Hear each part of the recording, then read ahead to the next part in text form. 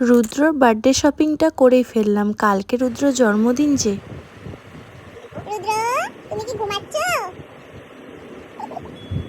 Happy birthday বেটা। রুদ্র, তুমি কি ঘুমাচ্ছ? হ্যাপি বার্থডে বেটা। তোমার 1 ইয়ার হয়ে গেল?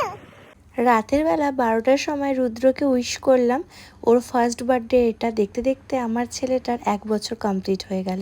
রুদ্রর জন্মদিন, কিন্তু মাটন রান্না করে আমরা খেয়েছি। আমাদের যেহেতু অসুখ, আমরা বার্থডের কোনো নিয়ম করতে পারবো না, তাই কাকিমুনি সব নিয়ম করে দিয়েছিল। ফুটবল কোথায় খেলছে? ওখানে? ও তাই, একটু দেখি তো।